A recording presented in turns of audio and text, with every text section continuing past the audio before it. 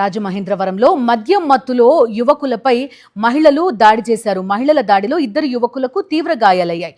మద్యం మత్తులో ఉన్న 3 మహిళలు 2 యువకులపై బియర్ సీసాలతో దాడి చేశారు.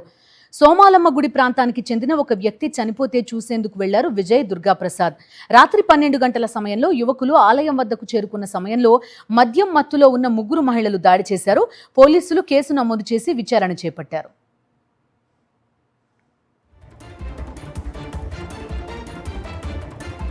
పూర్తి సమాచారం అందిస్తారు మా కరెస్పాండెంట్ హరీష్. చెప్పండి. రాజమండ్రిలో రోజు రోజుకి క్రైమ్ పెరిగిపోతుంది. కొన్ని విచిత్రమైన సంఘటనలు కూడా చోటు చేసుకుంటున్నాయి. మధ్య మత్తులో 3 మహిళలు 2 యువకులపై దాడి చేయడంతో వాళ్ళకి తీవ్ర గాయాలయ్యాయి. తీవ్ర సీసాలతో దాడి చేయడంతో వీళ్ళు గాయాలు పాలయ్యారు. మొన్న రాత్రి 12 సమయంలో తుమ్మలకు చెందిన స్థానికంగా దుర్గాప్రసాద్, విజయ్ ఇద్దరు స్నేహితులు కలిపి ఒక వ్యక్తి చనిపోతే సోమానం టెంపుల్ సమీప ప్రాంతంలోకి వెళ్లారు. ఆ పని పూర్తి చేసుకుని వెనక్కి వస్తున్నారు. ఈ టెంపుల్ దగ్గర సమీపంలో వచ్చేటప్పటికి 3 మహిళలు అక్కడ మద్యం సేవించి ఉన్నారు. వీళ్ళు తిట్టడంతో తమను ఎందుకు తిరుగుతున్నారు వీళ్ళు ప్రశ్నించారు. దాంతో వీరి సీసాలతో వీళ్ళపై దాడులు చేశారు. ఈ ఘటనకు సంబంధించి ధనలక్ష్మి, రాజేశ్వరి అనే స్థానిక మహిళలతో పాటు గుంటూరు నుంచి వాళ్ళ బంధువు సాయిత్రి అనే ఒక యువత కూడా వచ్చింది. వీళ్ళందరూ కలిపి అక్కడే బీర్లు తాగుతున్నట్టు బాధితులు చెప్తున్నారు.